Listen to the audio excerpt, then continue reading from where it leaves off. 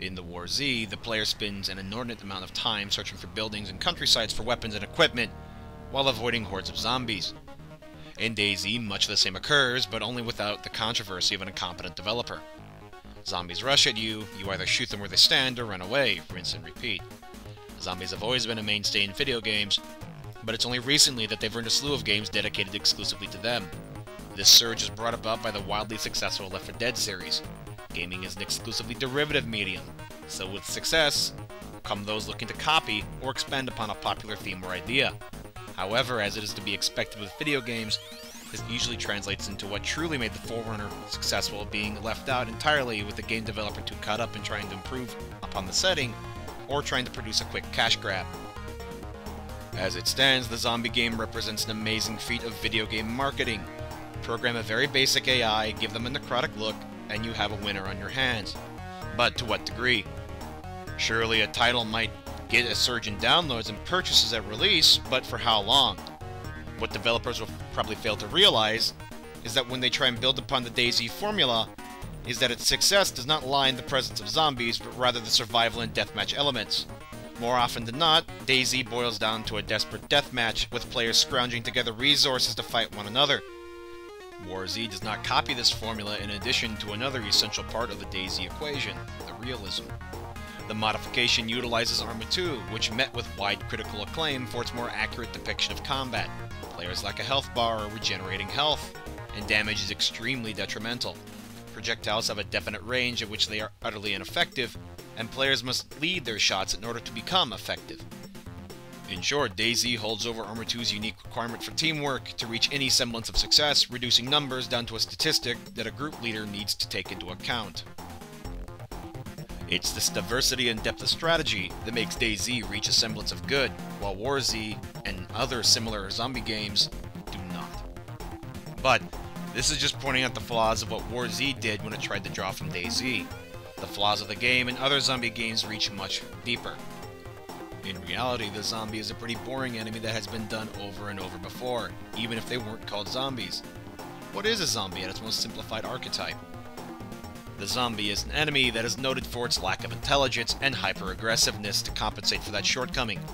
Zombies are animalistic, relying usually on melee combat to threaten the player, and, from a design standpoint, a very easy enemy to create, as not much needs to go into developing the AI. This is not a new concept in the least, and has been done very, very often. In Metro 2033, the player must encounter hordes of mutants like the Nosalises that rely on the same strategy. In Lost Planet, the majority of the Acrid rely on this strategy as well. In Rage, mutants utilize crudely put together axes and knives to engage the player. But how are these examples better than War Z in execution? It comes down to the simple fact of variety. In Metro, the majority of mutants behaved in this manner with little variation, but you also have to deal with the bandits, the communists, and the fascist human opponents in your journey. In Lost Planet, not only did you have human enemies, but the Acrid themselves were a diverse opponent with different types of Acrid attacking the player and forcing them to adopt different tactics. In Rage, mutants will throw their weapons at you, in addition to there being other mutant types with various ranged weapons on top of there being human bandits and authority soldiers to fight. Doom 3 augments its own zombie offerings by arming them, and then throwing in demons. Stalker does the same, but with mutants. Even within the zombie setting, Left 4 Dead still remains the best in this regard. While you have to fight hordes of regular zombies, there were special infected that kept the players on their toes. They could be plying away at a sea of infected when one of the players is critically wounded or even killed by one of the special infected while distracted by the regular ones. This served to add a sense of tension and anxiety that made the game very enjoyable. In Dead Island, you were forced to deal with large straight-jacketed enemies, large muscle-bound ones, and exploding enemies that added some variety, but not enough to benefit the game as a whole. And this is the biggest functional issue with games about zombies: the lack of variety and inevitability of monotony.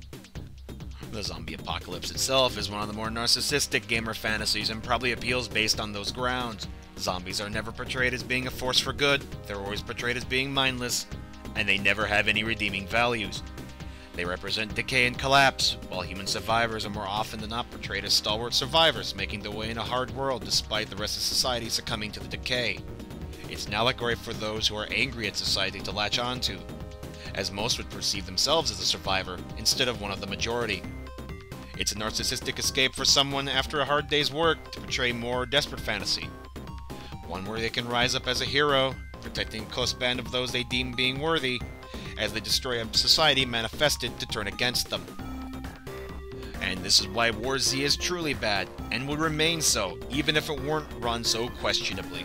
The lack of variety, the lack of cohesion brought about by physical limitations, and the simplistic premise would damn the game even if it weren't maintained so dishonestly.